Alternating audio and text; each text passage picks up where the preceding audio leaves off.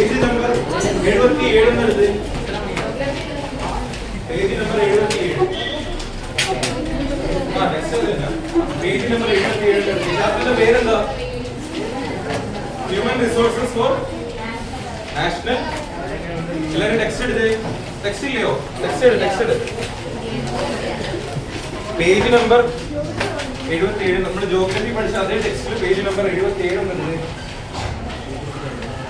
എടുത്തോ. Okay, chapter എന്താ? ചാപ്റ്ററിന്റെ പേരെന്താ? Human resources for national development അല്ലേ? ചാപ്റ്ററിന്റെ പേരതാണ്. അപ്പൊ നിങ്ങൾ ആ ഒരു പിക്ചറിലോട്ടൊന്ന് നോക്കി. ആ പിക്ചറിൽ തന്നെ ഒരു ഹ്യൂമൻ റിസോഴ്സസിന്റെ അല്ലെങ്കിൽ ഡെവലപ്മെന്റിന്റെ നാഷണൽ ഡെവലപ്മെന്റിന്റെ ഭാഗമായിട്ടുള്ള കുറച്ച് പിക്ചേഴ്സ് കാണാം. എന്തൊക്കെയുണ്ട് അതിനകത്ത് നോക്കി? എന്തൊക്കെയുണ്ട്? ട്രാക്ടർ ഉണ്ട്. ട്രാക്ടർ എവിടെയാണ് നിൽക്കുന്ന? വയലിൽ. അതായത് കൃഷിയുടെ ഭാഗമായിട്ട് ഉള്ളൊരു കാര്യമാണ് അവിടെ നടക്കുന്നത് അല്ലേ? നിങ്ങൾക്കിപ്പോ തൊട്ട് മേലിൽ ഈ ചാപ്റ്ററിന്റെ പേര് എഴുതിക്കുന്നതിന്റെ കൂടെ കുറെ പിക്ചേഴ്സ് കാണാം അല്ലേ? പിക്ചേഴ്സിനകത്ത് എന്തൊക്കെയാ ഉള്ളത്? അതിനകത്ത് കുറെ ഉണ്ട്. ആളുകൾ ട്രാവൽ ചെയ്യുന്നത്, ഹോസ്പിറ്റല്, ജോലി ചെയ്യുന്നത്, കൃഷി ചെയ്യുന്നത്, പിന്നീട് ബാക്കി കാര്യങ്ങളും ഒക്കെ അതിനകത്തുണ്ട്. ഓക്കെ, സംസാരിക്കില്ല, അതുകൊണ്ട് റെക്കോർഡ് ആവും. ഓക്കെ, ഇനി തൊട്ടപ്പുറത്തെ പേജിൽ എടുത്തു കഴിഞ്ഞാൽ നമുക്ക് കുറച്ച് കാര്യങ്ങൾ പഠിക്കാം.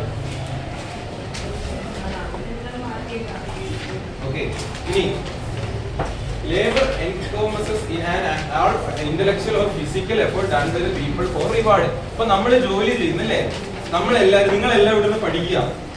നിങ്ങളെല്ലാം പഠിക്കുക. എന്തിനു വേണ്ടിയാ പഠിക്കുന്ന?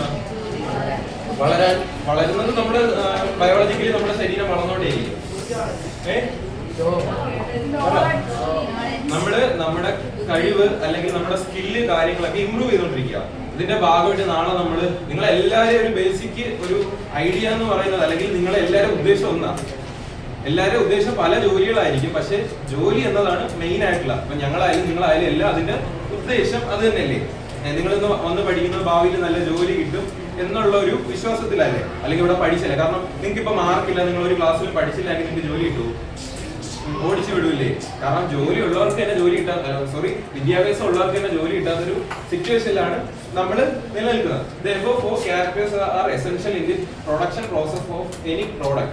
For utilizing this, land is rewarded with rent. ഇപ്പൊ നിങ്ങളുടെ പേരിൽ ഒരു വസ്തു ഉണ്ട്, നിങ്ങൾ ഒരാൾക്ക് കൃഷി ചെയ്യാനായിട്ട് കൊടുത്തു കഴിഞ്ഞാൽ അതിൽ നിന്ന് എന്ത് കിട്ടും?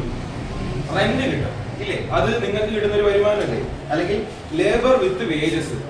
ഒരു തൊഴിലാളി ജോലിക്ക് ഇരിക്കുകയാണ്, അല്ലെങ്കിൽ നിങ്ങൾ ഭാവിയിൽ പഠിച്ച് ഒരു ജോലി കിട്ടി, ഒരു മാസം കഷ്ടപ്പെട്ട് ജോലി ചെയ്തു. വെറുതെ ആണോ ജോലി ചെയ്യുന്ന? എന്തിനു വേണ്ടിയാ? സാലറി ഓർ വേജസ് നിങ്ങൾക്ക് കിട്ടാൻ വേണ്ടിയാണ്. പിന്നീട് capital with interest and entrepreneur with profit. ഒരു കമ്പനി നടത്തുകയാണ്, അല്ലെങ്കിൽ എന്റർപ്രണർ ഉണ്ടായിരിക്കും, പുള്ളിക്കാരൻ ഒരു കമ്പനി നടത്തി കൊണ്ടുപോകണമെങ്കിൽ അതിന്റെ പ്രധാന ഉദ്ദേശം പ്രോഫിറ്റിന് വേണ്ടിയല്ലേ? നഷ്ടത്തിന് ആരെങ്കിലും കമ്പനി ഓടിച്ചുകൊണ്ട് പോകും? അതായത് വരവിനേക്കാൾ കൂടുതൽ ചെലവാണ് നടക്കുന്നതെങ്കിൽ നമ്മൾ അത് നടത്തുന്നതുകൊണ്ട് എന്തെങ്കിലും ഉപയോഗമുണ്ടോ? ഒരു ഉപയോഗമില്ല. ഇനി നമുക്ക് ഇത് സിമ്പിൾ ഒരു ചാപ്റ്റർ ആണ്. എനിക്ക് ഈ പ്രോഡക്റ്റ് വിൽക്കണം, ഇത് നല്ലൊരു എമൗണ്ട് ഉള്ള ഒരു ലാപ്ടോപ്പാണ്. ഓക്കെ, ഇത് നല്ലൊരു എമൗണ്ട് ഉള്ള ഒരു ലാപ്ടോപ്പാണ്. അപ്പൊ ഇതിനെ ടോട്ടൽ ഇതിന്റെ ചെലവ് എത്രയാണെന്നുള്ളത് വെച്ചിട്ട് എന്റെ എത്രത്തോളം എനിക്ക് ഇതിൽ എക്സ്ട്രാ പൈസ എല്ലാം കൂടെ ചേർത്തിട്ടല്ലേ ഞാനിത് മാർക്കറ്റിൽ വിൽക്കുന്നത്. അപ്പോഴേക്ക് ഒരു ഫിക്സഡ് പ്രൈസ്, സാധനങ്ങൾ വിൽക്കാനായി ഒരു ഫിക്സഡ് പ്രൈസിൽ നമ്മളിപ്പോ നിങ്ങൾ ചന്തയിലൊക്കെ പോയില്ലയോ? ചന്തയിൽ പോകുമ്പോഴേക്ക് എന്താണുള്ളത്? സാധനങ്ങളുണ്ട്. അപ്പൊ അവരൊരു പ്രോഡക്റ്റ്, ഇപ്പം നിങ്ങളൊരു പ്രോഡക്റ്റ്, ഇപ്പൊ എക്സാമ്പിൾ നിങ്ങളെല്ലാം തക്കാളി കൃഷി ചെയ്തിട്ട് നിങ്ങൾക്ക് എല്ലാം തക്കാളി ഉണ്ടെന്ന് വെച്ചോ. ഓക്കെ, നിങ്ങളുടെ കൃഷി ചെയ്യുമ്പോൾ നിങ്ങളുടെ ചെലവ് ടോട്ടലി നിങ്ങൾക്ക് കിട്ടുന്ന 30 രൂപയ്ക്കാന്ന് വെച്ചോ. നിങ്ങളത് കടയിൽ വിൽക്കുമ്പോൾ എത്ര ആയിരിക്കും? ഒരു 45-നോ 50-നോ ഒക്കെ വിൽക്കും. എന്തുകൊണ്ടാണ്? അത് ട്രാൻസ്പോർട്ടേഷൻ ചാർജ് ഉണ്ട്, അത് കൃഷി ചെയ്തതിന്റെ ചെലവുകളുണ്ട്, എല്ലാം കൂടെ ചേർത്തിട്ടായിരിക്കും നിങ്ങൾ എന്തിനത് മാർക്കറ്റില് അത് സെയിൽ ചെയ്യുന്നത്. ഓക്കെ, പക്ഷേ പണ്ട് കാലത്ത്, ഇന്ന് നമ്മൾ പൈസയ്ക്ക് വേണ്ടിയാണ് ഇതെല്ലാം ചെയ്യുന്നത്. പക്ഷെ പണ്ട് കാലത്ത് ഇങ്ങനെ ഉണ്ടായിരുന്നോ? പണ്ട് കാലത്ത് ഒരു സിസ്റ്റം ഉണ്ടായിരുന്നു. എന്ത് സിസ്റ്റം ആയിരുന്നു? ഞാൻ അവിടെ മുമ്പ് ഒരു ക്ലാസ് പഠിച്ചു. Barter system. അതായത് സാധനങ്ങൾക്ക് വരാം, സാധനങ്ങൾ കൈമാറുന്ന ഒരു സംവിധാനം. ഇപ്പൊ നമുക്ക് അതിന്റെ ഒരു പിക്ചർ കാണിച്ചു തരാം.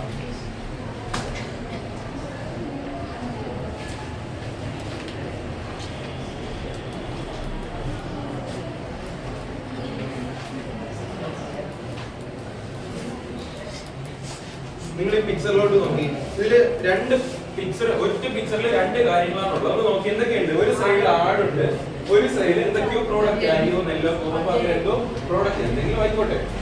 നമ്മൾ ഇന്നൊരു ആടിനെ വാങ്ങാൻ ചെന്ന് കഴിഞ്ഞാല് ഇന്നൊരു ആടിനെ വാങ്ങാൻ ചെന്നു, ചെന്ന് കഴിഞ്ഞാൽ 4 കിലോ അരിയും കൊണ്ട് ചെന്ന് കഴിഞ്ഞാൽ ഒക്കുമോ? അവർ ചോദിക്കുന്നത് എന്തായിരിക്കും? പൈസ ചോദിക്കും. എന്നാൽ അന്നത്തെ കാലത്ത് ഒരു സാധനത്തിന് പകരം മറ്റൊരു സാധനം കൈമാറിയിട്ടാണ് പ്രോഡക്റ്റുകൾ വാങ്ങിക്കൊണ്ടിരുന്നത്. അതിനായിരുന്നു നമ്മൾ എന്ത് സിസ്റ്റം എന്ന് പറഞ്ഞിരുന്നത്? ബാർട്ടർ സിസ്റ്റം എന്ന് പറഞ്ഞത്. പിന്നീട് കുറച്ച് നിങ്ങളുടെ തൊട്ട് പേജ് നമ്പർ 80 എടുത്ത് കഴിഞ്ഞാൽ അതിനകത്ത് എക്സാമ്പിൾ കാണാം. പിന്നെ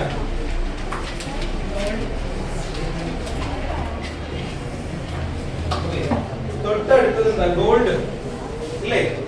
പിന്നീട് എന്തോ സ്വർണം വെച്ചിട്ടുള്ള സ്വർണം. ഇപ്പം രാജാക്കന്മാര് അന്ന് പറയുന്ന കേട്ടില്ലേ, സ്വർണം കൊടുക്കുക, എന്തെങ്കിലും ഒരു പ്രതിഫലമായിട്ട് സ്വർണം കൊടുക്കുന്ന ഒരു ഘട്ടത്തിലേക്ക് വരാൻ തുടങ്ങിയല്ലേ അന്ന്. കാരണം ഏറ്റവും മൂല്യമുള്ള അന്ന് കൂടുതൽ ആളുകൾ എന്താ പറയാ, നമ്മൾ ഇന്ന് വജ്രം എന്നൊക്കെ പറയുന്ന പോലെ അന്ന് സ്വർണത്തിന് ഭയങ്കര പ്രാധാന്യമായിരുന്നു. പിന്നീട് ആ ഒരു സ്വർണം പിന്നീട് അതൊരു മെറ്റൽ കോയിൻസ് ആയി. നമുക്കിപ്പോ കോയിൻസ് ഇല്ലയോ, അതേപോലെ മെറ്റൽ കോയിൻസ് പിന്നീട് വരാൻ തുടങ്ങി. അതിനുശേഷം നമ്മുടെ കയ്യിൽ ഇപ്പൊ നിലവിലുള്ള എന്താണ്? ഇതല്ല ക്യാഷ്, ഞാൻ ആഡ് ചെയ്തിട്ട് വിട്ടുപോയതാണ്.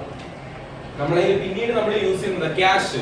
നിങ്ങളെല്ലാം ബാഗിൽ കാണും, മിക്കവാറും കയ്യില് ചെറിയ ചില്ലറ പൈസയെങ്കിലും ഉണ്ടാവും. അതിൽ നിന്ന് വീണ്ടും മാറിയിട്ട് അതിന് നമ്മൾ പേപ്പർ മണി എന്ന് പറയും. പിന്നീട് നമ്മൾ പ്ലാസ്റ്റിക് കാർഡ്സ്. നിങ്ങളെല്ലാവരും പ്ലാസ്റ്റിക് കാർഡ്സ് എന്നാണ് ഇത് പറഞ്ഞത്. ഡെബിറ്റ് കാർഡ്, ക്രെഡിറ്റ് കാർഡ് എന്നൊക്കെ കേട്ടിട്ടില്ലേ? എന്താണ് ഡെബിറ്റ് കാർഡ്, ക്രെഡിറ്റ് കാർഡ്? നമ്മള് പൈസ ഇപ്പൊ ഈ ഒരു കാലഘട്ടത്തിൽ നമ്മൾ ക്യാരി ചെയ്തുകൊണ്ട് പോകുന്നില്ല. കാർഡിനകത്ത് നമ്മൾ പൈസ വെച്ചിട്ട് ATM എത്തുമ്പോഴേക്കും എന്തോ ചെയ്യും? ക്യാഷ് വിഡ്രോ ചെയ്യും. ഇപ്പം ഒരിടത്തേക്ക് പോകുമ്പോൾ നിങ്ങളൊരു വലിയ രീതിയിലുള്ള എമൗണ്ട് ആണെങ്കിൽ നിങ്ങൾ കയ്യിൽ വെച്ചാൽ നഷ്ടപ്പെടുന്നു വെച്ചിട്ട് എന്തോ ചെയ്യും? നിങ്ങൾ ട്രാവൽ ചെയ്തിട്ട് ദൂരെ ഏതെങ്കിലും ഒരു സ്ഥലം എത്തുമ്പോൾ അവിടെ നിന്ന് എടുത്ത് ക്യാഷ് കൊടുക്കുന്ന ഒരു സിറ്റുവേഷനിലോട്ട് നിങ്ങൾ മാറും. പിന്നീട് നമ്മൾ എത്തിയത് ഈ സംവിധാനം അറിയോ? നിങ്ങൾ കടയിൽ പോയിട്ടുണ്ട്, ഗൂഗിൾ പേ, ഫോൺ പേ ഒക്കെ അറിയാലോ, കാർഡ് വെച്ചിട്ട്. നിങ്ങൾക്ക് എല്ലാവർക്കും അറിയാവുന്ന കാര്യമല്ലേ? ഗൂഗിൾ പേ, ഫോൺ പേയിൽ നമ്മളിപ്പം കാർഡിന്റെ കാര്യം പറയുമ്പോൾ പോലും നമ്മൾ ATM-ൽ ചെന്ന് പൈസ ഇട്ടിട്ട് കാർഡ് ഇട്ടിട്ട് പൈസ എടുക്കുമെന്ന് നമുക്ക് പറയാം. പക്ഷെ ഇതിന്റെ കാര്യത്തിൽ അങ്ങനെ ഉണ്ടോ? നിങ്ങൾ ഗൂഗിൾ പേയിൽ ഒരിടത്ത് കടയിൽ ചെന്നിട്ട് സ്കാൻ ചെയ്ത് പേയ്മെന്റ് നടത്തുക, അവിടെ നമ്മൾ കയ്യിൽ എന്തെങ്കിലും പൈസ കൊടുക്കുന്നുണ്ടോ? ഒരു അക്കൗണ്ടിൽ നിന്ന് മറ്റൊരു അക്കൗണ്ടിലേക്ക് ഫണ്ട് ട്രാൻസ്ഫർ ആവുകയാണ് അല്ലേ? അവിടെ അതിന്റെ ഇടയിൽ ലിക്വിഡ് ആയിട്ടുള്ള അല്ലെങ്കിൽ നമ്മൾ ഈ പറയുന്നത് പേപ്പർ മണിയാണെങ്കിൽ എന്തെങ്കിലും ഉണ്ടോ? എല്ലാം ഡിജിറ്റൽ ഫോർമാറ്റിലേക്ക് മാറുക. അതാണ് ഈ ഒരു ഏരിയയിൽ നിങ്ങൾക്ക് പഠിക്കാനുള്ളത്. ഇത് ഏർലി സ്റ്റേജസ് ഓഫ് ഈ കാര്യങ്ങളാണ് ഈ ഒരു ഏരിയയിൽ പറയുന്നത്. അതായത് നമ്മൾ എവിടുന്നാണ് തുടങ്ങുന്നത്? നമ്മൾ ബാർട്ടർ സിസ്റ്റത്തിൽ തുടങ്ങി, പിന്നീട് കോയിൻസിനകത്ത് എത്തി, ഗോൾഡ് കോയിൻസ് എത്തി, പിന്നെ മെറ്റൽ കോയിൻസിലെത്തി, പിന്നെ പേപ്പർ മണിയിലെത്തി, പിന്നീട് പ്ലാസ്റ്റിക് കാർഡ്സ്. നിങ്ങളുടെ എല്ലാ വീടുകളിൽ കാണുമല്ലോ ഇത്. പ്ലാസ്റ്റിക് കാർഡ്സിലെത്തി. അവസാനമായിട്ട് നമ്മൾ ഏറ്റവും ലേറ്റസ്റ്റ് ആയിട്ട് കാണിക്കുന്നത് സ്കാനിങ് വഴി അല്ലേ? നിങ്ങൾ കടയിൽ ചിലപ്പോൾ കാർഡ് സ്കാൻ ചെയ്യുന്ന പരിപാടിയുണ്ട്, ഗൂഗിൾ പേ വഴി അയക്കുന്നുണ്ട്. ഇതെല്ലാം ഉണ്ട്. നിങ്ങൾ കൂടുതലായിട്ട് ഗൂഗിൾ പേ യൂസ് ചെയ്യാൻ അറിയുന്നവരായിരിക്കും നിങ്ങളെല്ലാം. നിങ്ങൾക്ക് എല്ലാവരും കടയിൽ ചെന്ന് ഗൂഗിൾ പേ യൂസ് ചെയ്യാൻ അറിയാമല്ലോ. അപ്പൊ നമ്മുടെ ഏറ്റവും ലേറ്റസ്റ്റ് ആയിട്ടുള്ള ഒരു ടെക്നോളജി ആയിട്ടാണ് ഗൂഗിൾ പേ ഒക്കെ നിൽക്കുന്നത്. ഇനിയും വരാം. നമ്മൾ ബാർട്ടർ സിസ്റ്റത്തിൽ തുടങ്ങി ഈ ഒരു മേഖല വരെ എത്തിയെങ്കിൽ ഇതിനും കടന്ന് പുതിയ പുതിയ ടെക്നോളജി വന്നൂടെ? ഇല്ലേ?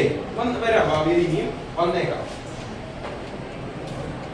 ഇനി ആ കാര്യങ്ങൾ തന്നെയാണ് ഈ ഒരു ഏരിയയിൽ പറയുന്നത്. ഞാനിപ്പോ പറഞ്ഞതാണ് ഈ ഒരു ഏരിയയിൽ പറയുന്നത്. ഇനി ഹ്യൂമൻ റിസോഴ്സസ് എന്താണെന്ന് നോക്കാം. Human resources are able to convert the available natural resources into product using physical power and intelligence with the help of other factors of production. ഇപ്പോൾ നിങ്ങൾക്ക് എല്ലാവർക്കും കൂടെ ചേർന്നിട്ട് ഒരു വലിയ വയലുണ്ട് ഒന്ന് വെച്ചോ. നിങ്ങൾക്ക് എല്ലാവർക്കും വയലുണ്ട്, സങ്കല്പിക്കുക. ആ വയൽ അവിടെ കിടന്നതുകൊണ്ട് എന്തെങ്കിലും ഉപയോഗം ഉണ്ടാ? നിങ്ങൾക്ക് വൈകിട്ട് പോയി കിടന്ന് ഫുട്ബോൾ കളിക്കാം അല്ലേ? ചുമ്മാ ഫോട്ടോ എടുക്കാൻ പോവാം. ഇതുകൊണ്ട് നിങ്ങൾക്ക് പ്രോഫിറ്റ് എന്തെങ്കിലും ഉണ്ടോ? അപ്പൊ പെട്ടെന്ന് ഇങ്ങനെ ഇരിക്കുമ്പോഴേക്ക് ഇതിൽ ഒരാൾക്ക് ഒരു ബുദ്ധി, ഒരു പെട്ടെന്നൊരു ചിന്ത തോന്നുന്നുണ്ട്, ഏക്കർ കണക്കിനുണ്ട്, നമുക്ക് എന്തുകൊണ്ട് ഇവിടെ കൃഷി നടത്തിക്കൂടാ എന്നൊരു ആലോചന വരികയാണ്. അപ്പൊ അതിൽ ഇന്റലിജൻസിൽ വരുന്നൊരു കാര്യമില്ലേ? ബുദ്ധിപരമായി ചിന്തിച്ചപ്പോഴല്ലേ അവിടെ കൃഷി നടത്താം എന്നുള്ള രീതിയിൽ ഒരു കാര്യം വന്നത്. പിന്നീട് നമ്മൾ അവിടെ കൃഷി നടത്തണം. നമ്മൾ അവിടെ കരയിൽ പറയുക നമുക്ക് കൃഷി നടത്തണം, അങ്ങോട്ടും ഇങ്ങോട്ടും എല്ലാവരും മുഖത്ത് നോക്കി ഇന്ന് കൃഷി നടത്തണമെന്ന് പറയുന്നതുകൊണ്ട് എന്തെങ്കിലും ഉപയോഗമുണ്ടോ? നമ്മൾ ഫിസിക്കലായിട്ട് ഇറങ്ങി അധ്വാനിക്കണം. കാരണം അവിടെ നെല്ലിന്റെ ആയാലും അല്ലെങ്കിൽ വളം വയ്ക്കാനായാലും ബാക്കി കതിരെടുത്ത് മാറ്റാനായാലും എല്ലാത്തിനും നമ്മൾ ഇറങ്ങണം. ഇപ്പോഴാണെങ്കിൽ മറ്റേ ട്രാക്ടറും കാര്യങ്ങളും കൂടുതൽ വേണം. അപ്പൊ ട്രാക്ടർ ഉണ്ടെങ്കിൽ പോലും ഒരു ഡ്രൈവർ അതിനകത്തിരുന്ന് ഓടിച്ച് ചെയ്തെങ്കിൽ മാത്രമല്ലേ ഈ കാര്യങ്ങളെല്ലാം കറക്റ്റ് എന്നുള്ള രീതിയിൽ പോകത്തുള്ളൂ.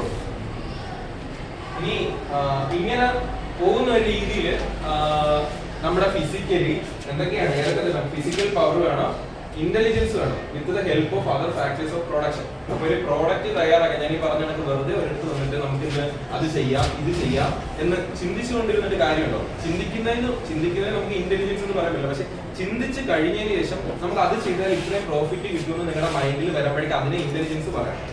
ഇന്റലിജൻസും കൊണ്ടിരുന്നിട്ട് കാര്യമുണ്ടോ? ഒരു വയലിൽ കൃഷി ചെയ്യണമെങ്കിൽ എന്താണ് ഇറങ്ങി പണിയെടുക്കുക. നിങ്ങൾ ഇത്രയും പേരും കൂടെ ഇറങ്ങി പണിയെടുക്കുകയാണ്. ഫിസിക്കലായിട്ടുള്ള നിങ്ങളുടെ പവർ യൂസ് ചെയ്തിട്ട് നിങ്ങൾ കൃഷി, അതിൽ നിന്ന് നിങ്ങൾക്ക് ഒരു പ്രോഡക്റ്റ് കിട്ടിയപ്പോൾ അത് വിറ്റ് കഴിയുമ്പോഴേക്കും നിങ്ങൾക്ക് കിട്ടുന്ന എന്തുമായിരിക്കും? പ്രോഫിറ്റ് ആയിരിക്കും. പ്രോഫിറ്റ് ലോസ് എന്തായിരിക്കാം, പക്ഷെ നിങ്ങൾക്ക് അവിടെ നിന്ന് എന്ത് കിട്ടും? ഒരു പ്രോഡക്റ്റ് കിട്ടും. പ്രോഫിറ്റ് ഓർ ലോസ് അതെല്ലാം ഇതിൽ വരുന്നതാണ്. പക്ഷെ നിങ്ങൾക്ക് ഇത് ചെയ്ത് കഴിയുമ്പോൾ എന്ത് കിട്ടും? ഒരു പ്രോഡക്റ്റ് കിട്ടും. ഇനി തൊട്ടപ്പുറത്തെ പേജ് എടുത്ത് ഞാൻ ഈ പറഞ്ഞത് തന്നെയാണ് അതിനകത്തുള്ളത്. കാരണം ഒരു വയലിൽ ഒരാൾ കൃഷി ചെയ്യുന്നു. ആദ്യത്തെ പിക്ചർ നോക്ക്, രണ്ടാമത്തെ പിക്ചർ നോക്ക്, A B നോക്ക്. ആദ്യം ഒരാൾ കൃഷി ചെയ്യുന്നു, നെല്ല് എടുത്തുകൊണ്ട് വരുന്നു. ബാക്കിയുള്ളവർ അത് ആ ഒരു ഇതിൽ നിന്ന് അതിന് നെല്ല് വേർതിരിക്കുന്നു, അതൊരു പ്രോഡക്റ്റ് ആക്കി മാറ്റുന്നു. നിങ്ങളുടെ കയ്യിലേക്ക് കിട്ടുന്നതിന് വീട്ടിൽ അരിയില്ലേ? എല്ലാവരുടെയും വീട്ടില് അരിയിലേക്ക് എത്തുന്നതിന് മുമ്പേ ഒരുപാട് പ്രോസസ്സിലൂടെയല്ലേ ഇത് കടന്നു പോകുന്നത്.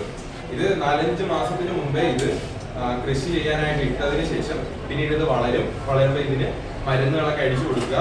പിന്നീട് ഇത് വളർന്നു വരുമ്പോഴേക്ക് കൃത്യമായി ഈ കീടങ്ങളൊക്കെ വന്ന് നശിപ്പിക്കത്തില്ലേ, അതിനെല്ലാം റിമൂവ് ചെയ്ത് മാറ്റുക. പിന്നെ ഇതിന്റെ ഇടയിൽ ചെറിയ ചെറിയ പുല്ല് വളർന്നു വരത്തില്ലേ, ഈ പുല്ല് വളർന്നു വരുന്നതിനൊക്കെ വെച്ചിക്കളയുക. പിന്നീട് ഇത് ഒരു നെൽപരുവത്തിൽ എത്തുമ്പോൾ നമ്മൾ ഇത് ഇറങ്ങി ഇതിനെ കൊയ്തെടുക്കുക. പിന്നീട് അതിനെ അരിയിലേക്ക് കൺവേർട്ട് ചെയ്യുക. ഈ അരിയിലേക്ക് കൺവേർട്ട് ചെയ്ത് പ്യൂർ അരി എന്നൊരു ഫോർമാറ്റിലല്ലേ നമുക്ക് കിട്ടും. നമ്മൾ ആകെ ചെയ്യുന്ന എന്തുവാ? എടുക്കുന്നു, തിളപ്പിക്കുന്നു, തിന്നുന്നു, അല്ലേ? നമ്മൾ വേറെ എന്തെങ്കിലും ചെയ്യുന്നു?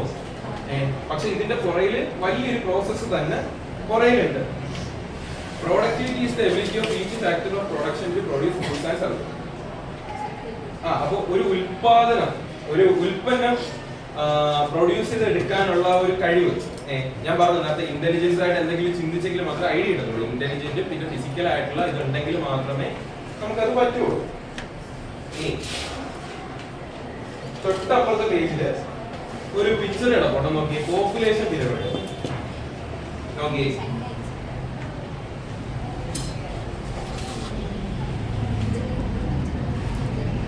ഇനി നമുക്കൊരു ജോലിയിലേക്ക് ഇറങ്ങണമെന്ന് വെച്ചോ, നമ്മൾ ഇവിടെ ഇരുന്ന് പറയുക ജോലിയിലേക്ക് ഇറങ്ങണം എന്ന് പറഞ്ഞുകൊണ്ടിരുന്ന രാവിലെ മുതൽ വൈകിട്ട് ഇരുന്ന് പറഞ്ഞുകൊണ്ട് ആരെങ്കിലും ജോലി ചെയ്തു. എന്ത് വേണം നമുക്ക്? എഡ്യൂക്കേഷൻ അല്ല, ഒരു കാര്യം കൂടെ നമ്മുടെ കയ്യിൽ വേണം. എന്തായിരിക്കും ഇത്? പറ. നിങ്ങൾ ഫുട്ബോൾ കളിക്കുന്ന ബോയ്സ് ഉണ്ട്, ചിത്രം വരയ്ക്കുന്ന ഗേൾസ് ഉണ്ട്, അല്ലെങ്കിൽ പാട്ട് പാടുന്ന കോമൺ ആയിട്ടുള്ള ആളുകൾ. നിങ്ങൾക്ക് അത് എന്താണ്? ഒരു സ്കില്ലാണ്. ഓക്കെ, സ്കില്ല് വേണ്ടേ? നിങ്ങൾ പഠിക്കുന്നത് ഒരു സ്കില്ലാണ്. പക്ഷെ എല്ലാവരും പഠിക്കുമ്പോഴേക്ക് കോമൺ ആയിട്ടൊരു സ്കിൽ എന്നേ പറയത്തുള്ളൂ. ഇവിടെ ഒരു 10 പേർക്ക് അടിപൊളിയായിട്ട് ഫുട്ബോൾ കളിക്കും, അവരുടെ സെപ്പറേറ്റ് സ്കില്ലാണ്. അല്ലെങ്കിൽ ഒരു കമ്പനിയിൽ ജോലി ചെയ്യാണ്, അതിനൊരു സെപ്പറേറ്റ് സ്കില്ല് വേണം. അപ്പൊ സ്കില്ല് എന്ന് പറയുന്ന ഒരു കാര്യം പ്രധാന ഘടകമാണ്, അല്ലേ? ഇപ്പം എല്ലാവർക്കും കോമൺ ആയിട്ടുള്ള സ്കില്ല്, പഠിക്കാനുള്ള കഴിവ് കോമൺ ആയിട്ടുള്ള സ്കില്ലാണ്. പക്ഷെ ചില മേഖല ചെല്ലുമ്പോൾ ആ കമ്പനിയായിട്ട് ബന്ധപ്പെട്ട് ജോലി ചെയ്യാൻ പറ്റുന്ന സാധനങ്ങൾ എന്തൊക്കെയാണ്, അതിനനുസരിച്ചുള്ള സ്കില്ലുണ്ടോ എന്ന് അവര് പരിശോധിക്കും. ഇനി ഈ ഒരു പിരമിഡ് നോക്കി, ഈ പിരമിഡിനകത്ത് ഫീമെയില് മെയില് അവരുടെ ഈ ഒരു ഏജ് കാറ്റഗറിയില് അവരുടെ ഒരു സ്കില്ല്, എത്രത്തോളം സ്കില്ലില് അവർ ജോലി എടുക്കുന്നുണ്ട്, ആ വക കാര്യങ്ങളാണ് അതിനകത്തുള്ളത്. നോക്കി, പല രീതിയിലാണ് വന്നിരിക്കുന്നത്. അപ്പം ഫീമെയിലിന്റെ സൈഡ് നോക്കുവാണെങ്കിലും മെയിലിന്റെ സൈഡ് നോക്കുവാണെങ്കിലും ഓൾമോസ്റ്റ് ആർക്കാണ് ഓൾമോസ്റ്റ് നമുക്ക് സെയിം പോലെ തോന്നും, ഇല്ലേ? അപ്പം ഏതൊക്കെ കാറ്റഗറിയിൽ വേണം പോപ്പുലേഷൻ വരുന്നത്? നമുക്ക് 2011 അവസാനമായിട്ട് ഇവിടുത്തെ ഒരു സെൻസസ് നടന്നത്. എന്താണ് സെൻസസ് എന്ന് അറിയാമോ? സർവേ സെൻസസ് എന്നൊക്കെ കേട്ടിട്ടുണ്ടോ? അതായത് ടോട്ടൽ ജനസംഖ്യ എത്ര ആണെന്നുള്ളത് കണക്കെടുപ്പ് നടത്തും. ഓക്കെ, 2011 ശേഷം നടത്തിയിട്ടില്ല. 2027 എന്തോ ഇനി നടക്കും. ഏകദേശം ഒരുപാട് വർഷം കോവിഡ് ഒക്കെ വന്നതുകൊണ്ട് ഇത് ലാഗായി പോയി. അപ്പൊ ഇനി നടക്കും. അപ്പൊ ആ ഒരു പോപ്പുലേഷൻ സെൻസസിന്റെ പെർസെന്റേജുകളൊക്കെ അതിൽ കിടപ്പുണ്ട്. ചില ഏരിയയിൽ മെയില്, ചില ഏരിയയിൽ ഫീമെയില്, ഇവരൊക്കെ അങ്ങോട്ടും ഇങ്ങോട്ടും കൂടുതൽ കുറവൊക്കെ ഇതിനകത്ത് നിങ്ങൾക്ക് കാണാൻ പറ്റും. മനസ്സിലാവുന്നുണ്ടോ? എന്തെങ്കിലും ഡൗട്ടുകളുണ്ടോ? അപ്പൊ പല മേഖലകളിലും പല രീതിയിലായിരിക്കും. എക്സാമ്പിൾ പറയുകയാണെങ്കിൽ ഇതിൽ കൂടുതലായിട്ട് സൂചിപ്പിക്കുന്നതെന്ന് വെച്ചാൽ 15 വയസ്സിന് മുകളിലോട്ടുള്ളവർ കൂടുതലും അധ്വാനിക്കാൻ തയ്യാറായിട്ട് വരുന്ന ആളുകൾ എന്നുള്ള രീതിയിലാണ്. കാരണം 15 വയസ്സിന് മേഖലോട്ട് വരുന്ന കൂടുതൽ ആളുകൾ ജോലി സംബന്ധമായിട്ട് അല്ലെങ്കിൽ അധ്വാനത്തിനായിട്ട് ബന്ധപ്പെട്ട് മുന്നോട്ട് വരുന്നു. എന്നുള്ള രീതിയിൽ ആണ് ഇതിൽ ചൂണ്ടിക്കാണിക്കുന്നത്. ഓക്കെ, അതിന്റെ കാര്യമാണ് the population structure of a country consists of people belonging to different age groups. It is not the size of the population but its quality that determines human resources. According to the periodic labor force survey report published by the government of India in February 2023, the labor force of the country's population of 15 years old of age and above who are willing to and able to work. 15 വയസ്സിന് മുകളിലോട്ട് ഒരു സെൻസസിന്റെ survey 2023 നടത്തിയ ഒരു സർവേന്റെ ഭാഗമായിട്ട് പറയാം 15 വയസ്സ്. നിങ്ങളൊക്കെ ചെറിയ ചെറിയ ജോലിക്ക് നിങ്ങളുടെ ഇഷ്ടത്തിന് ചെറിയ ചെറിയ ജോലിക്കൊക്കെ പോകുന്ന ആളുകളായിരിക്കുമല്ലോ. ചിലപ്പോൾ ബോയ്സ് കോമൺ ആയിട്ട് കാണാറുണ്ട്. ചിലപ്പോൾ ചെറിയ ചെറിയ കാറ്ററിംഗിന്റെ ഒക്കെ ജോലിക്ക് പോണത് ഒക്കെ കാണാം. ചിലപ്പോൾ ഒരു ഡിഗ്രിക്ക് പഠിക്കുന്നവർ +2 പഠിക്കുന്നവരൊക്കെ പോകാറുണ്ട്. ഞങ്ങളൊക്കെ പോയിരുന്നവരാണ്. അപ്പോൾ നിങ്ങൾക്ക് ആഗ്രഹമുണ്ട്, പക്ഷെ നമുക്കൊരു 18 വയസ്സ് വരെ നിങ്ങളെ ജോലി ചെയ്യിപ്പിച്ചുകൂടാ എന്നൊരു നിയമം ഉള്ളത് കൊണ്ട് നിങ്ങൾക്ക് അങ്ങനെ പോകാൻ പറ്റില്ല. നിങ്ങൾ എന്ത് ചെയ്യും? ആ 18 വയസ്സിൽ നിങ്ങൾ കോമൺ ആയിട്ട് നോക്കുന്നത് വിദ്യാഭ്യാസമായിരിക്കും നിങ്ങൾ നോക്കുന്നത് അല്ലേ? വിദ്യാഭ്യാസം നിങ്ങൾക്ക് ഒരു +2 വരെ നിർബന്ധം പോലെ ഒരു വിദ്യാഭ്യാസം ഇല്ല. നിങ്ങൾ ചിലപ്പോൾ 10 കഴിഞ്ഞ് ITI പോളിക്കൊക്കെ പോണവരുണ്ടാവും. പക്ഷെ കൂടുതൽ ആളുകളും +2 വന്നവരെ പഠിക്കും. കാരണം നിങ്ങൾക്കറിയാം എഡ്യൂക്കേഷൻ അത്രയും നമ്മുടെ നാട്ടില് ഇമ്പോർട്ടന്റ്. ഒരു വിദ്യാഭ്യാസം ഇല്ലെങ്കിൽ നമുക്ക് ജോലി കിട്ടുമോ? എന്തുകൊണ്ടാ വിദ്യാഭ്യാസം ഇല്ലെങ്കിൽ ജോലി കിട്ടാത്തത്? എന്താ? എല്ലാവർക്കും വേണ്ടുള്ളത് എഡ്യൂക്കേറ്റഡ് ആയിട്ടുള്ള പീപ്പിൾസ്. ഇപ്പം ഞാൻ നിങ്ങൾക്ക് ഇതൊക്കെ പറഞ്ഞു തരും, അപ്പൊ നിങ്ങൾക്ക് ആ അറിവുണ്ട്. ഇവിടെ പഠിക്കാത്ത കുറെ കുട്ടികളാണ് ഇവിടെ വന്നിരിക്കുന്നതെങ്കിൽ ഞാൻ ചിലപ്പോൾ ഇംഗ്ലീഷിൽ ചിലപ്പോൾ ഹ്യൂമൻ ക്യാപിറ്റൽ എന്ന് പറയുമ്പോൾ അവർക്ക് എന്തുവെന്ന് അറിയത്തില്ല. അല്ലെങ്കിൽ എന്താണ് അൺഎംപ്ലോയ്മെന്റ് എന്ന് ഞാൻ പറയുകയാണ്. എന്താ അൺഎംപ്ലോയ്മെന്റ്? തൊഴിലില്ലായ്മയാണ് അതിന്റെ അർത്ഥം. അവർക്കത് പറഞ്ഞാൽ അറിയോ? അവര് അങ്ങനെ അൺഎംപ്ലോയ്മെന്റ് ആയിട്ടുള്ള ആളുകളെ പെട്ടെന്ന് പറ്റിക്കാൻ പറ്റും. അവർക്ക് കണക്കറിയാതായിരിക്കും. അങ്ങനെ കുറെ പ്രശ്നങ്ങളുണ്ട്. ഓക്കെ, അപ്പം അങ്ങനെ ഈ എഡ്യൂക്കേറ്റഡ് അല്ലാത്ത ആളുകളോട് പറഞ്ഞു കഴിഞ്ഞാൽ അവർക്ക് പ്രോപ്പറായിട്ട് കാര്യങ്ങൾ മനസ്സിലാവുമോ? പക്ഷെ എഡ്യൂക്കേറ്റഡ് ആയിട്ടുള്ള ഒരാൾക്ക് പറഞ്ഞു കഴിഞ്ഞാൽ കാര്യങ്ങൾ മനസ്സിലാവുകയും നല്ല രീതിയിൽ ഒരു രാജ്യത്തിന്റെ വളർച്ചയ്ക്ക് വേണ്ടി അവർ ഭയങ്കര രീതിയിൽ നാടിനെ ഹെൽപ്പ് ചെയ്യുന്ന ആളുകൾ കൂടെയാണ്. ഇനി ഹ്യൂമൻ ക്യാപിറ്റൽ എന്ത് നോക്കാം. As a human resources, we become human capital through the education and job training. അപ്പോൾ human capital is the economic value of human resources. Human capital in forming is the addition made of periods of time to the stock of human capital. അപ്പോൾ നേരത്തെ പറഞ്ഞു നമ്മൾ human capital, നമുക്കൊരു എന്താ പറയുക, ക്യാപിറ്റലിന്റെ മലയാളം വേണം മൂലധനം എന്നൊക്കെ നമ്മൾ പറയും. ഓക്കെ, അതായത് നിങ്ങൾക്ക് ഫണ്ട് വേണ്ടേ ജീവിക്കാനായിട്ടുള്ള? നിങ്ങളുടെ പേരൻസിന്റെ ഫണ്ട് ഉള്ളത് കൊണ്ടാണ് നിങ്ങൾ ഇപ്പൊ ജീവിക്കുന്നത്. കുറെ നാൾ കഴിയുമ്പോഴേക്കും നിങ്ങളെ പഠിപ്പിക്കാൻ പറ്റുന്ന എന്തിനാ? നിങ്ങൾ കുറെ നാൾ കഴിയുമ്പോഴേക്കും എന്താ ചെയ്യും? ഈ ഒരു ലെവലിലെത്തും. അതായത് നിങ്ങളുടെ പേരൻസിന്റെ ലെവലിൽ എത്തുമ്പോഴേക്കും നിങ്ങൾക്ക് സമ്പാദിച്ചില്ലെങ്കിൽ, ഹ്യൂമൻ ക്യാപിറ്റൽ ഇല്ലെങ്കിൽ എന്താ പ്രശ്നം? ജീവിക്കാൻ പറ്റുമോ? നിങ്ങളുടെ ആഗ്രഹം അനുസരിച്ച് നിങ്ങൾക്ക് ജീവിക്കാൻ പറ്റുമോ? ഇപ്പൊ നിങ്ങൾക്ക് പലർക്കും പല ആഗ്രഹങ്ങളാണ്. ചിലപ്പോൾ ഭാവിയിൽ ബൈക്ക് എടുക്കണം, കാർ എടുക്കണം, അല്ലെങ്കിൽ അവിടെ പോകണം, ഇവിടെ പോകണം എന്നൊക്കെ പലതരം ആഗ്രഹങ്ങളുണ്ടാവും.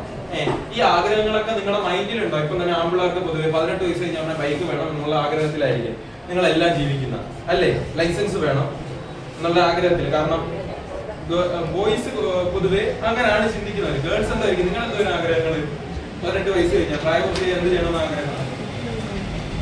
പൈലറ്റ് ആവണം. നിങ്ങൾക്കും ആഗ്രഹമുണ്ട് സ്കൂട്ടർ ഓടിക്കണം, അല്ലെ ബൈക്ക് ഓടിക്കണം. ഇപ്പോഴത്തെ പെൺപിള്ളേർക്ക് ബുള്ളറ്റ് ഓടിക്കണം എന്നുള്ള മൈൻഡിലേക്കൊക്കെ കാലം കടന്നിരിക്കുകയാണ്. അപ്പോ ആ ഒരു കാലഘട്ടത്തിലൂടെയാണ് നമ്മൾ പോകുന്നത്. പക്ഷെ ഇതിനെല്ലാം നമുക്കൊരു ക്യാപിറ്റൽ വേണ്ടേ? നമ്മുടെ പൈസ ഇല്ലെങ്കിൽ ഇതെല്ലാം പറ്റുകൂടെ? ഇല്ല, പറ്റത്തില്ല. അപ്പൊ അതിനു വേണ്ടി ആദ്യം നമുക്ക് എന്ത് വേണം? എഡ്യൂക്കേഷൻ വേണം. അപ്പൊ നമുക്ക് ഹ്യൂമൻ ക്യാപിറ്റൽ വേണം. ഹ്യൂമൻ ക്യാപിറ്റൽ ഉണ്ടെങ്കിൽ മാത്രമേ മുന്നോട്ട്. ഇനി ഹ്യൂമൻ ക്യാപിറ്റലിന്റെ ഒരു പദസൂര്യൻ പോലെ തൊട്ടപ്പുറത്ത് വേദിക്കണം. എന്തൊക്കെ വേണം അതിനകത്ത്? അത് ഓരോന്നും വായിച്ചെടുക്കുന്നത്. എഡ്യൂക്കേഷൻ വേണം ഇല്ലേ? Education, health, migration, job training, access to information. ഇതിൽ ഓരോന്നും നമുക്ക് പഠിക്കാം. ആദ്യത്തെ എഡ്യൂക്കേഷൻ. നിങ്ങളിപ്പോ ചെയ്തുകൊണ്ടിരിക്കുന്നത് എന്താ? നിങ്ങൾ എന്തിനാ എവിടെ വന്നിരിക്കുന്നത്? പഠിക്കാൻ വേണ്ടി. കാരണം നിങ്ങളുടെ ജീവിതത്തിന്റെ ഏകദേശം നിങ്ങൾ ഒരു 5-6 വയസ്സെത്തിയപ്പോൾ മുതൽ ഇപ്പൊ കണ്ടിന്യൂസ് ആയിട്ട് പൊക്കോണ്ടിരിക്കുന്ന കാര്യം എഡ്യൂക്കേഷൻ ആണ്. ഒരു 10-26 വയസ്സ് വരെ 27 വയസ്സൊക്കെ എത്തുമ്പോൾ ചിലപ്പോൾ നിങ്ങളുടെ എഡ്യൂക്കേഷൻ എന്ന് വെച്ചാൽ പൂർണ്ണമായിട്ട് നിൽക്കും. പിന്നീട് നിങ്ങൾ എന്തിലേക്ക് കടക്കും? ജോലിയിലേക്ക് കടക്കും. ചിലപ്പോൾ കണ്ടിന്യൂസ് ആയിട്ട് ജീവിത അവസാനം വരെ പഠിച്ചുകൊണ്ടിരിക്കുന്ന ആളുകളുണ്ട്. ചിലപ്പോൾ നിങ്ങൾക്ക് പല ഡ്രീംസ് ആയിരിക്കും അല്ലേ? ചിലപ്പോഴേക്ക് ഈ പറയുന്ന പോലെ ചിലർക്ക് ആർമി പോകണമെന്ന്, നേവി പോകണമെന്ന് ആഗ്രഹമുള്ളവർ കാണും. വലിയ സയന്റിസ്റ്റ് ആവണമെന്നും വലിയ ആഗ്രഹങ്ങളൊക്കെ ഉണ്ടാവും അല്ലേ? ഇതെല്ലാം നമുക്ക് ഇപ്പം ഒരു സയന്റിസ്റ്റ് ആവണമാണ്. അപ്പൊ ഇവിടെ ശ്രദ്ധിക്കണേ, സയന്റിസ്റ്റ് ആവണമെന്ന് ആഗ്രഹമുണ്ട്. പക്ഷേ സയന്റിസ്റ്റ് ആവണമെങ്കിൽ നമുക്ക് ഇതിന്റെ ബേസിക് ആയിട്ടുള്ള കാര്യങ്ങളൊക്കെ അറിയണ്ടേ? ഇപ്പൊ ഫിസിക്സ് പഠിക്കുകയാണ്, നിങ്ങൾക്ക് സംശയം, നിങ്ങൾ സ്വിച്ച് ബോർഡിൽ ചെന്ന് വിരൽ വെച്ച് നോക്കിയപ്പോ കറണ്ട് അടിച്ചു, അപ്പൊ നിങ്ങൾക്ക് അറിയില്ല എന്താ സംഭവം നടന്നെന്നുള്ളത് നിങ്ങൾക്ക് അറിഞ്ഞുകൂടാ. പക്ഷെ നിങ്ങൾ ഫിസിക്സും ബാക്കി കാര്യങ്ങളൊക്കെ പഠിക്കുമ്പോൾ എന്തുകൊണ്ടാണ് ഇലക്ട്രിസിറ്റി നിങ്ങളുടെ ദേഹത്ത് എത്തിയതെന്ന്, എന്താണ് നിങ്ങളുടെ ബോഡി സംഭവിച്ചത് നിങ്ങൾ പഠിക്കുന്നില്ലേ? അതിന് പ്രോപ്പർ ആയിട്ട് ഒരു എഡ്യൂക്കേഷൻ വേണ്ടേ? ഓക്കെ, അപ്പൊ എഡ്യൂക്കേഷൻ ബേസിക് അല്ലെങ്കിൽ കോമൺ ആയിട്ട് വേണ്ടുള്ള ഒന്നാണ്. Through education, people can use modern technology effectively, acquire better jobs, earn more income, and thereby become an asset for the growth of the country. അപ്പൊ നമ്മള് ഒരു എഡ്യൂക്കേഷന്റെ ഭാഗമായിട്ട് കുറച്ച് കാര്യങ്ങൾ നേടുക, നമുക്ക് ഇൻകം കിട്ടും, നല്ല ജോബ്, ബെറ്റർ ജോബും കാര്യങ്ങളൊക്കെ കിട്ടും. ഇത് നമുക്ക് മാത്രമാണ് ഉപയോഗമുള്ളത്. നമ്മുടെ ഈ ഒരു സൊസൈറ്റിക്ക് അല്ലെങ്കിൽ ഈ ഒരു രാജ്യത്തിന് നമ്മളിപ്പോ ഒരു ജോലി കിട്ടി, നമ്മളൊരു ജോലി കിട്ടി കുറച്ച് സൊസൈറ്റിയിൽ നല്ല രീതിയിൽ രാജ്യത്തിന് ഉപയോഗപ്പെടും. നമ്മുടെ ഒരു കൺട്രിയുടെ ഇവിടെ ജോലി ഇല്ലാത്ത ഒരുപാട് ആളുകളാണെന്ന് വെച്ചോ. നിങ്ങൾ ആലോചിച്ചു, ഈ നാട്ടിൽ ഒരാൾക്കും ജോലി ഇല്ല, എല്ലാവരും കൃഷി ചെയ്യുന്നവരാ അല്ലെങ്കിൽ സാധാരണ കുഞ്ഞു കുഞ്ഞു ജോലികൾ ചെയ്യുന്നവരാന്ന് വെച്ചോ. അപ്പോ നമ്മുടെ രാജ്യം ലോകത്താവും. നമ്മുടെ രാജ്യം എവിടെ നിൽക്കുന്നോ അതേപോലെ നിൽക്കും. നമ്മുടെ രാജ്യം എന്ന് പറഞ്ഞ ഒരു വളർന്നുകൊണ്ടിരിക്കുന്ന ഒരു ഇതാണ്. അതായത് എന്താ പറയാ, വിദ്യാഭ്യാസം എല്ലാ ഏരിയകളിലും എത്തിയിട്ടില്ല, എന്നാലും നമ്മൾ ഈ ഒരു പ്രദേശത്ത് നമുക്ക് നല്ല രീതിയിൽ വിദ്യാഭ്യാസമുള്ള ആളുകൾ കൂടുതലായിട്ടുള്ള പ്രദേശമാണ് നമ്മൾ കുറച്ച് ഈ ഒരു സംസ്ഥാനം. എന്നാൽ ഇപ്പോഴും വിദ്യാഭ്യാസം എത്താത്ത കുറെ നാടുകൾ, വിദ്യാഭ്യാസം എത്തിയിട്ടും എല്ലാവർക്കും കിട്ടാത്ത നാടുകളും ഉണ്ട്. അല്ലെങ്കിൽ നിങ്ങൾ വാർത്തയിലൊക്കെ കാണാറുണ്ട്, എല്ലാ കുട്ടികൾക്കും വിദ്യാഭ്യാസം കിട്ടിയില്ല, അല്ലെങ്കിൽ അതിനുള്ള സൗകര്യം ഇല്ല, അല്ലെങ്കിൽ സ്കൂളുകളില്ല എന്നൊക്കെ പറഞ്ഞ് നിങ്ങൾ ചിലപ്പോൾ വാർത്തയിലൊക്കെ കാണാം. അവിടെ ശ്രദ്ധിക്കണേ, ഇവിടെ ശ്രദ്ധിക്കണേ. എന്ത് പറ്റി? ഓക്കെ, ഇതുകൊണ്ട് എന്താ പറയാ, apart from achieving a high standard of living through education, it is also possible to create a society with a higher sense of value. Development of human resources in the human capital require massive investment in the public, cooperative and private sectors. ആണ് underline ചെയ്തത്. Last sentence public, cooperative and private.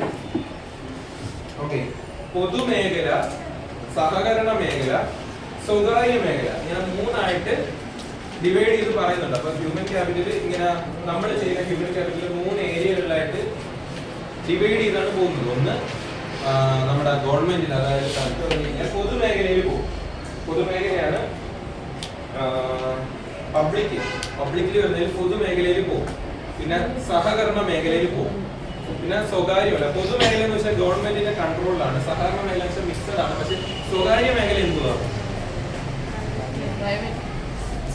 Private സ്കൂളും government സ്കൂളും തമ്മിലുള്ള വ്യത്യാസം എന്തുവാ? ഇവിടെ fully controlled ആരാ?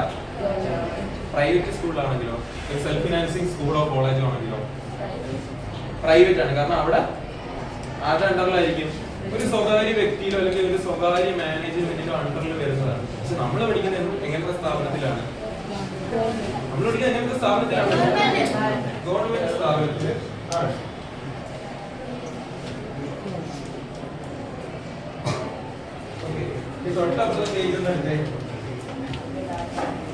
എങ്ങനെയാണ് നമ്മുടെ എഡ്യൂക്കേഷൻ മൂലം ഒരു നാഷണൽ ഡെവലപ്മെന്റ് ഇവിടെ സംഭവിക്കുന്നതെന്ന് നമുക്ക് നോക്കാം. എഡ്യൂക്കേഷൻ, ഞാനിപ്പോ പറഞ്ഞു എഡ്യൂക്കേഷൻ കിട്ടിയോണ്ട് നാഷണൽ അല്ലെങ്കിൽ നമ്മുടെ രാജ്യം വികസിക്കും അല്ലെങ്കിൽ ഇവിടെ പുരോഗമനം ഉണ്ടാവും ഞാൻ പറഞ്ഞു. പക്ഷെ അത് എങ്ങനെയാണെന്ന് ഞാൻ പറഞ്ഞില്ലല്ലോ. ഇപ്പം സ്റ്റെപ്പ് ബൈ സ്റ്റെപ്പ് നോക്കി. എഡ്യൂക്കേഷൻ നിങ്ങളുടെ ഒരു ലെവലാണ് എഡ്യൂക്കേഷൻ ലെവൽ ഇപ്പൊ കാണിക്കുന്നത്. Increase in ability, technological knowledge. നിങ്ങളെ ലാബ് ഒക്കെ പഠിപ്പിക്കുന്നില്ലേ? കമ്പ്യൂട്ടർ എങ്ങനെ യൂസ് ചെയ്യണം, അല്ലെങ്കിൽ ടെക്നോളജിക്കൽ പരമായിട്ടുള്ള ഐഡിയാസ് ഒക്കെ നിങ്ങൾക്ക് കിട്ടാറുണ്ട്. നിങ്ങൾ ലാബിൽ പോയി ഇരുന്നിട്ട് അത്യാവശ്യം ഒരു കാര്യം ടൈപ്പ് ചെയ്യാനോ ഒരു സംഭവം ചെറുതായിട്ട് എഡിറ്റ് ചെയ്യാൻ പറഞ്ഞു കഴിഞ്ഞാൽ നിങ്ങൾ ചെയ്യത്തില്ലേ? അത് നിങ്ങൾക്ക് കിട്ടുന്നുണ്ട്. പിന്നെ സ്കിൽ ഡെവലപ്മെന്റ്, പലതരം സ്കില്ലുകളുണ്ട് അല്ലേ? ഇപ്പം നിങ്ങളെല്ലാം +2 കഴിഞ്ഞ് നിങ്ങളൊരു ജോലി സംബന്ധമായിട്ടുള്ള ഒരു കോഴ്സ് നോക്കുകയാണ്. എക്സാമ്പിൾ നിങ്ങൾ IT ജോയിൻ ചെയ്തു, അല്ലെങ്കിൽ MBBS ജോലി ചെയ്തു, അല്ലെ B.Ed ജോലി ചെയ്തു. ഇതെല്ലാം ഒരു സ്കില്ല് ഡെവലപ്പ് ചെയ്യുന്ന കോഴ്സാണ്.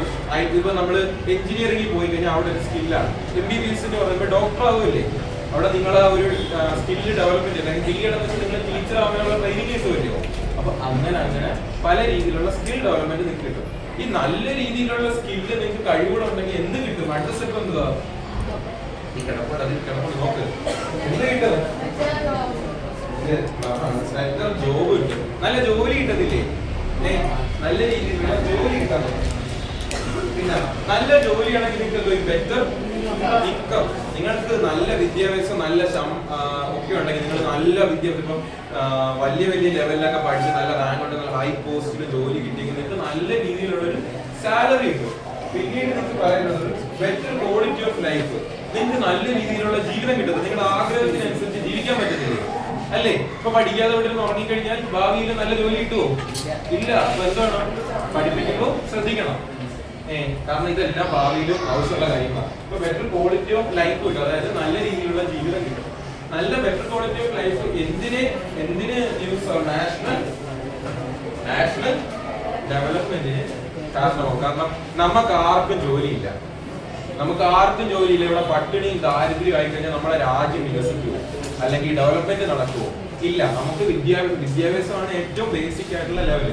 ആ ബേസിക് ലെവലിൽ നമ്മൾ കഴിഞ്ഞ് മുന്നോട്ട് പോയാൽ മാത്രമേ രാജ്യത്തിന് ഡെവലപ്മെന്റ് ഉണ്ടാവുള്ളൂ. ഇനി അടുത്തത് ഏതാ? അടുത്തത് ഹെൽത്ത്.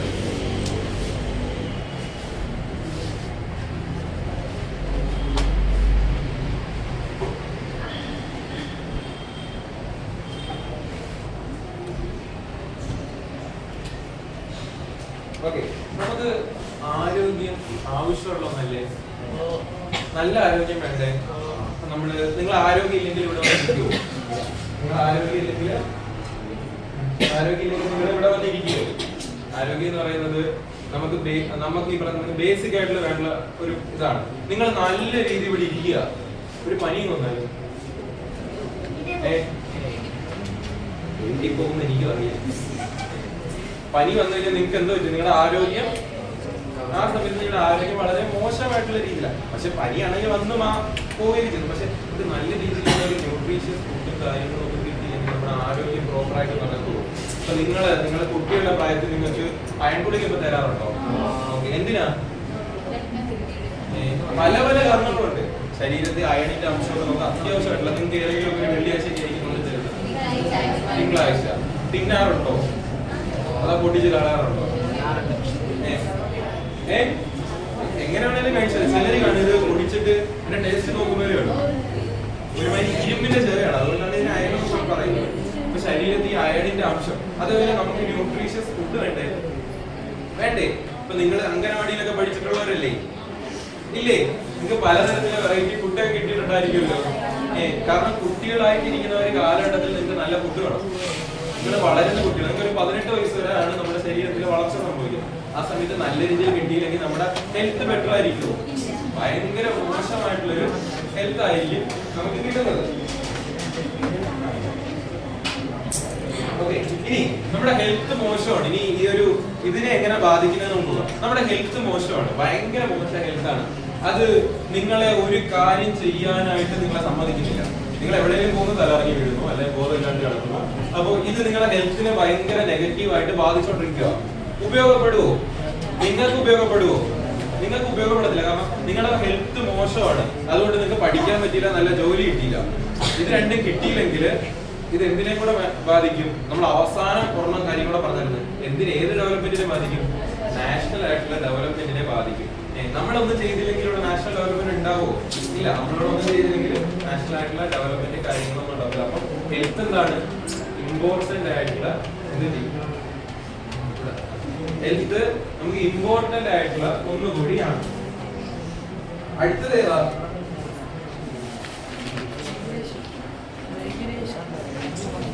ഇനി ഒരു കാര്യം അത് പറയാനുണ്ട്. പിന്നെ നമുക്ക് ഈ ഒരു ഏരിയ പറഞ്ഞ അല്ലാതെ പറഞ്ഞു പോകുന്നല്ലോ. ഇതായിട്ട് നമുക്കിപ്പോ ഒരു അസുഖം വന്നു. ഇപ്പോ നമ്മുടെ ഹെൽത്ത് മുന്നോട്ട് കൃത്യമായി കൊണ്ടുപോകാനായിട്ട് ഉത്തരവാദിത്തപ്പെട്ട ഒരാളും കൂടെ നമ്മുടെ നാട്ടിലുണ്ട്. ആരാ? നിങ്ങൾക്ക് ഈ അയൺ ഗുളികയൊക്കെ തരുന്നത് ആരാ? ടീച്ചേഴ്സ്, സ്കൂൾ ആയിക്കോട്ടെ. സ്കൂൾ ആരുടെ കൺട്രോളിലാണ്? ഗവൺമെന്റ്. അതായത് ഒരു നാടിന്റെ വികസനത്തിന് പ്രധാന ഘടകം നമ്മളാണ്. അപ്പൊ നമ്മളുടെ കാര്യങ്ങൾ നോക്കാനായിട്ട് ഗവൺമെന്റിന് കൂടെ ഉത്തരവാദിത്വം ഇല്ലേ? ഇപ്പൊ നിങ്ങൾ ഇവിടുന്ന് നിങ്ങൾക്കൊരു പനി വന്നു, നമ്മുടെ ചുറ്റും ഒരുപാട് ഗവൺമെന്റ് ആശുപത്രികളുണ്ട് ഇല്ലേ? പ്രൈമറി അല്ലെങ്കിൽ family health centre, primary health centre, family health centre, medical college, ഇങ്ങനെ ഗവൺമെന്റ് അണ്ടറിൽ പോകുന്ന ഒരുപാട് ഹോസ്പിറ്റലുണ്ട്. ഇവിടെ നമുക്ക് OP ടിക്കറ്റ് എടുക്കാനുള്ള മറ്റ് ചെലവുകളൊക്കെ വലുതായിട്ട് വരുന്നുണ്ടോ?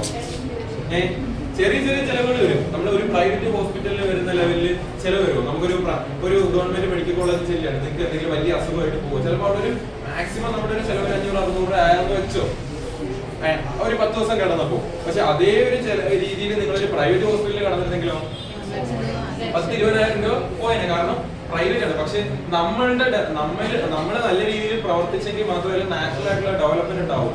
അപ്പൊ അതിനനുസരിച്ച് എന്തോ ചെയ്യും, ഗവൺമെന്റ് നമ്മളെ സപ്പോർട്ട് ചെയ്യണ്ടേ, നല്ല രാജ്യം നല്ല രീതിയിൽ പോകുന്നുള്ളൂ. ഇവിടെ ശ്രദ്ധിക്കണേ, നേരെ ഇരുന്ന് ഇതിനു വേണ്ടി നമ്മുടെ കാര്യങ്ങൾ നോക്കാനായിട്ട് നമുക്ക് ഇവിടെ തൊട്ടടുത്തൊരു പ്രൈമറി ചാത്തനുകാരൊക്കെ ഉണ്ട്. ഇവിടെ ഒരു പ്രൈമറി ഹെൽത്ത് സെന്റർ ഉണ്ട്, അറിയോ? KSRTC ഡിപ്പോയുടെ അടുത്ത്. പിന്നീട് നമുക്ക് പ്രൈമറി ഹെൽത്ത് സെന്റർ ആയിരുന്നു, ഇപ്പൊ ഫാമിലി ഹെൽത്ത് സെന്റർ ആയി. ഓക്കെ, നെടുങ്ങോല ഹോസ്പിറ്റൽ ഉണ്ട് അല്ലേ, നമുക്കൊരു ഗവൺമെന്റ് ഹോസ്പിറ്റലായിട്ട് ചെന്നു. ഇനി നമ്മൾ പാരിപ്പള്ളി ചെന്നാലോ, medical college, Parippally medical college. കൊല്ലത്തേക്ക് പോയി കഴിഞ്ഞാൽ കൊല്ലത്ത് ഒരു ജില്ലാ ഹോസ്പിറ്റലിലൂടെ ഉണ്ട്. ഇവിടെയൊക്കെ ഒരു എന്താ പറയാ, കംപ്ലീറ്റ്ലി ഓൾമോസ്റ്റ് എല്ലാം ഫ്രീ ആണ്. OP ടിക്കറ്റ് ഉൾപ്പെടെ ചെറിയ ചെലവുകൾ മാത്രമേ. കാരണം അവർക്കറിയാം നമ്മൾ നടത്തിയെങ്കിൽ മാത്രമേ നമ്മളെ രീതിയിൽ ഇമ്പ്രൂവ് ചെയ്തെങ്കിൽ മാത്രമേ നാഷണൽ ആയിട്ടുള്ള ഡെവലപ്മെന്റ് ഉണ്ടാവും. പലതരം ട്രീറ്റ്മെന്റ് ലൈക്ക് ആയുർവേദ, യോഗ, പിന്നെ യുനാനി, ഹോമിയോപ്പതി. ഇതില് കൂടുതൽ നിങ്ങൾ പോയി കഴിയുന്ന ഇംഗ്ലീഷ് മരുന്നുകളായിരിക്കും അല്ലേ കൂടുതലായിട്ടും. എന്തുകൊണ്ടാണ് ഇംഗ്ലീഷ് മരുന്നുകൾ കൂടുതൽ കഴിക്കുക? പെട്ടെന്ന് അസുഖം മാറും. അതുകൊണ്ടാണ് കൂടുതലായിട്ടും നമ്മളൊരു ആശുപത്രി ബോധം പോയി തലയിറങ്ങി ചെന്നുകൊണ്ടാൽ നമുക്ക് പെട്ടെന്ന് എടുത്ത് തരുന്നത് അതായിരിക്കും. കാരണം പെട്ടെന്ന് ബോഡിയിൽ നല്ല രീതിയിൽ ആക്റ്റീവായി വർക്ക് ചെയ്യുന്നത് ആ ഒരു ടൈപ്പാണ്. ഇപ്പൊ ആയുർവേദമാണെങ്കിൽ അതൊക്കെ ഭയങ്കര സ്ലോയിലേ ചെയ്തുള്ളൂ. പക്ഷെ ഇതെല്ലാം ഗവൺമെന്റ് നമുക്ക് പ്രൊവൈഡ് ചെയ്യുന്നുണ്ട്. അടുത്തതാണ് മൈഗ്രേഷൻ. ഓക്കെ, മൈഗ്രേഷൻ എന്താണ്? മൈഗ്രേഷൻ എന്താ?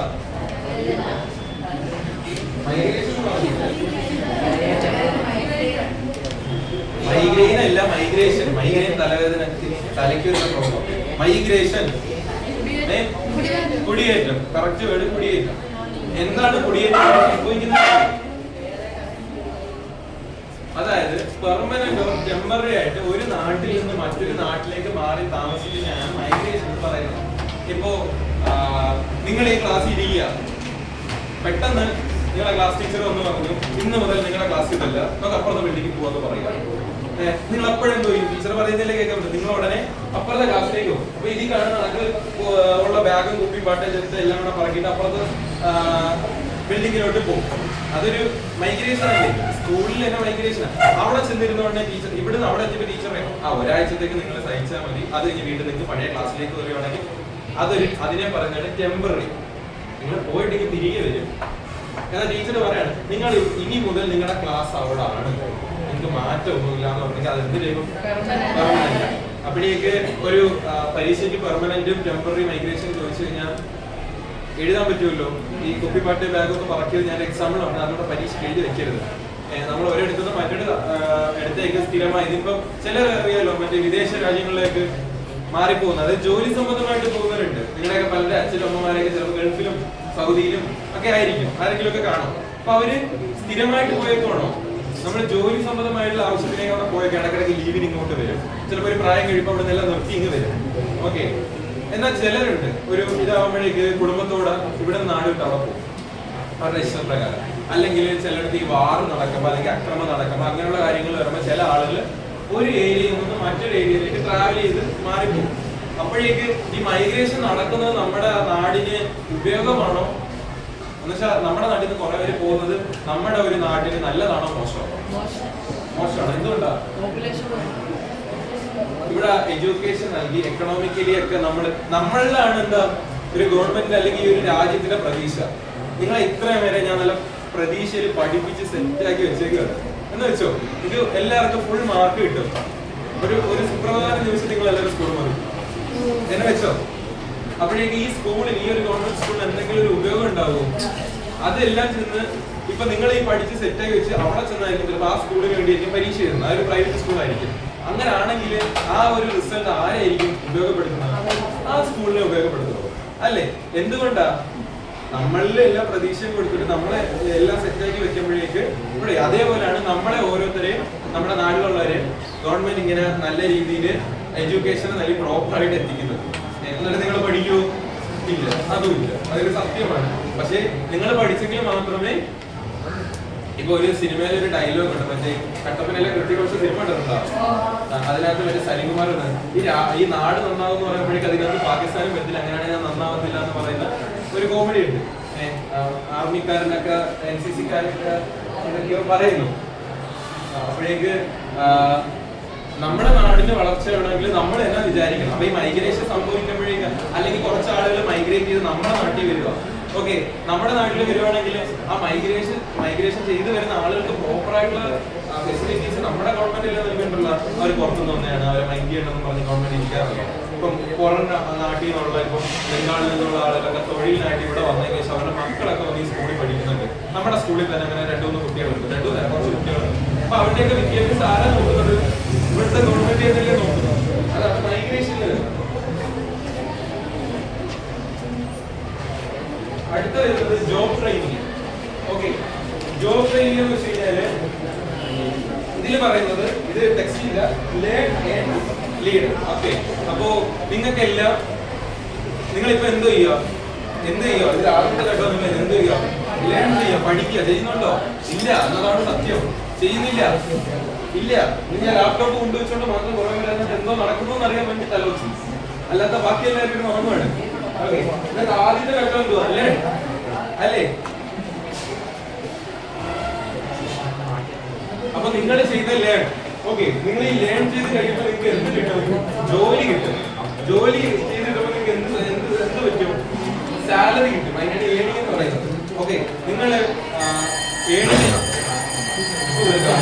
ഏണിംഗ് കൂടെ